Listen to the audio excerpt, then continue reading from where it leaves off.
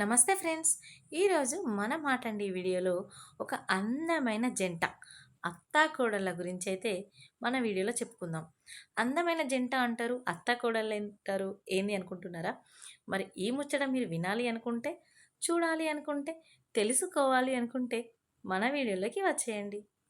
ఏమంటారు?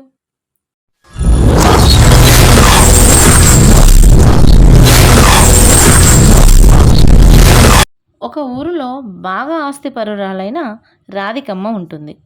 తన ఇంట్లో పని చేయడం కోసం తెలిసిన వాళ్ళకి పనమ్మాయిలు కావాలి, అది కూడా 2 రోజుల్లోనే కావాలి అని చెప్తుంది. అలా పని వాళ్ళను వెతుకుతున్న క్రమంలో కటిక ఇబ్బందులు పడుతున్న ఒక అత్తాకోడళ్ళు కలిశారు.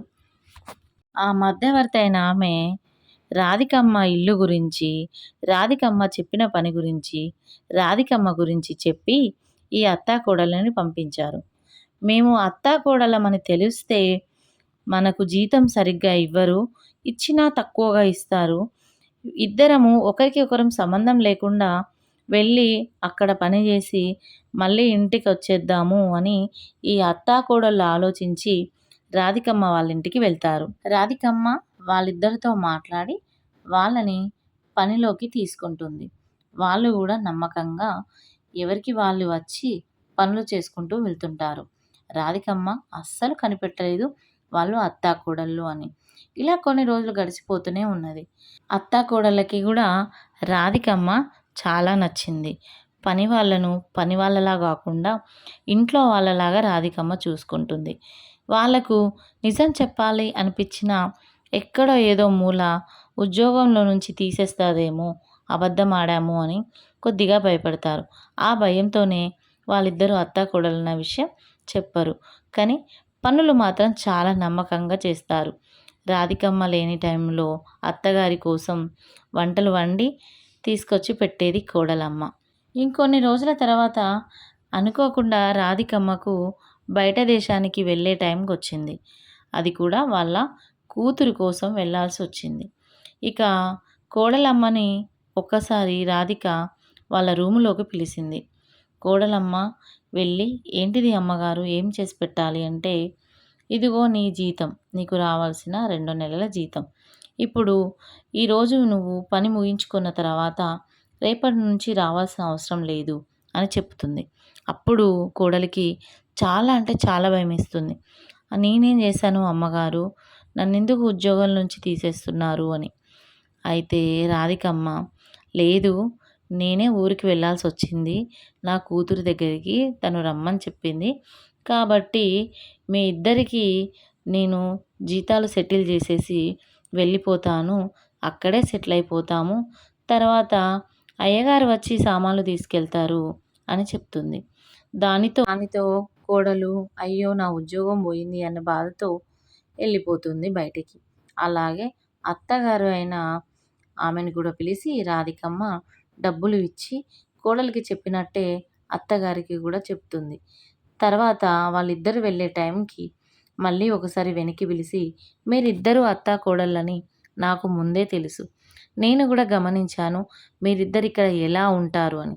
కానీ అత్తా కోడళ్ళు చాలా సౌఖ్యంగా ఉన్నారు, అంటే చాలా కలిసిమెలిసి ఉన్నారు, అలాగే ఒకరినొకరు నొప్పించుకోలేదు, మిమ్మల్ని చూస్తే చాలా సంతోషంగా అనిపించింది అని రాధికమ్మ మాటలు విన్న అత్తాకోడళ్ళు సంతోషపడ్డా వాళ్ళకి ఉద్యోగం పోయింది, ఎలా బ్రతకాలన్న బాధే ఎక్కువ ఉంది. అలానే ఇద్దరు కలిసి రాధికమ్మ ఇంట్లో నుంచి పనిపోయిన అత్తాకోడళ్ళకి ఇంట్లో చాలా ఇబ్బంది అయింది. ఏదైనా పని చేసుకోవాలి అని పని కోసం వెతుక్కుంటూ అత్తాకోడళ్ళు బయటికి వెళ్ళారు. పని కోసం తిరిగి తిరిగి అలసిపోయిన అత్తాకోడలు ఒక చోట నీడకి 5 నిమిషాలు విశ్రాంతి తీసుకుందామని ఆగారు. అదే చోట ఒక ఇద్దరు వ్యక్తులు వాళ్ళ ఆఫీస్కి వచ్చే భోజనం గురించి మాట్లాడుకుంటున్నారు. అసలు తినలేకపోతున్నాము, పని చేయలేకపోతున్నాము అని చాలా బాధపడుతూ ఉంటారు. అక్కడికి ఈ అత్తాకోడళ్ళు వాళ్ళ మాటలు విని, ఒకరోజు మేము చేసిన వంటలు తినండి, మాకు చాలా బాగా వండడం వస్తుంది, మేమిద్దరం అత్తాకోడళ్ళం, మీరు ఏ టైంకి చెప్తే ఆ టైంకి తీసుకొస్తామని ఆ మనుషులతో అంటారు. అత్తాకోడళ్ళ మాటలు విన్న ఆ మనుషులు మీరెక్కడ చేయగలుగుతారమ్మా? మా ఆఫీస్‌లో పెద్ద పెద్ద ఆఫీసర్లుంటారు. పెద్ద పెద్ద క్యాంటీన్‌ల నుంచే మేము భోజనాలు తెప్పించుకుంటున్నాం. వాళ్ళే మాకు నచ్చేలాగా వండట్లేదు. మిమ్మల్ని చూస్తే మీరు ఇలాగున్నారు. మీరెలా వండగలుగుతారు? అని హేళన చేశారు. అందులో ఒకరు మాత్రం "ఎందుకు అట్లంటున్నావు? మన ఇంట్లో మనం అమ్మ వండిన వంటలు మెచ్చుతలేమా? మనకు నచ్చుతలేవా? చూద్దాం వీళ్ళ పరిస్థితి కూడా బాలేదు అంటున్నారు గదా! ఒక ఛాన్స్ ఇచ్చి చూద్దాము" అని అందులో ఒకరంటారు. దానితో అత్తాకోడళ్ళు ఆ ఇద్దరిని రిక్వెస్ట్ చేసి "రేపు మధ్యాహ్నం మాకు వీలైనంతలో మేము వండుకొని వస్తాము. మీరు రూపాయి ఇయ్యాల్సిన పని లేదు. రేపు మీకు మేము తెచ్చిన వంటలు మీకు నచ్చితేనే, అది నాణ్యతగా ఉంటేనే, శుభ్రంగా ఉంటేనే మీరు మాకు ఆర్డర్ ఇయ్యండి" అని ఆ మనుషులతో ఈ అత్తాకోడళ్ళు చెప్తారు. సరే అమ్మా! మీరన్నందుకు రేపు మధ్యాహ్నం మా ఆఫీస్‌కి భోజనం టైం కల్లా తీసుకొని రండి బాక్సులు అని ఆఫీస్ అడ్రసు చెప్పేసి వాళ్ళిద్దరు వెళ్ళిపోతారు. ఇంకా అత్తాకోడళ్ళు ఇంటి దగ్గర నానా తన్లాటలు పడతారు. ఎందుకంటే వాళ్ళకి రుచికరమైన వంటలు వండాలి అని.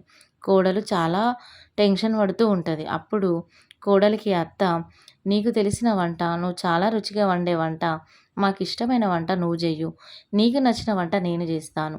ఇవి రెండే మనం రేపు ఆఫీస్‌కి పట్టుకొని పోదాము" అని కోడలికి అత్త ధైర్యం చెప్తుంది. దానితో అత్తాకోడళ్ళు ఉదయమే లేసి మంచిగా వంటలు చేసుకొని మధ్యాహ్నం టైం కల్లా ఆ ఆఫీస్‌కి వెళ్తారు. అక్కడ తిన్న ఆఫీసర్సు అత్తాకోడళ్ళని చాలా మెచ్చుకుంటారు. ఇంత రుచికరమైన భోజనాన్ని మేము ఎప్పుడూ తినలేదు. ఇప్పటివరకు తిన్న వంటలతో మా నోర్లు చప్పబడిపోయినాయి. ఈరోజు మేము కడుపు నిండా అలాగే సంతృప్తిగా భోజనం చేశారు.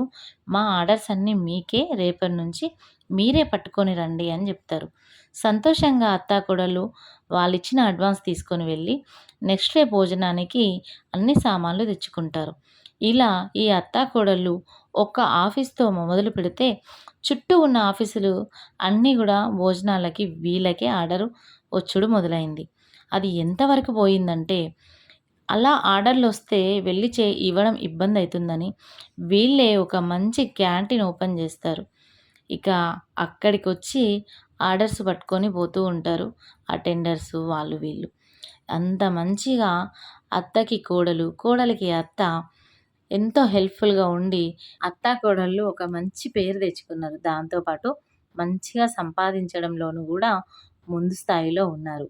ఇదండి ఈరోజు ఒక అందమైన అత్తాకోడళ్ళ జంట కథ. మరి మీకు ఈ వీడియో నచ్చిందా? నచ్చితే తెలుసు గదా మీకు. లైక్ జేయండి, కామెంట్ గూడా జేయండి, సబ్స్క్రైబ్ జేయడం అస్సలు మర్చిపోకండి. Thank you for watching.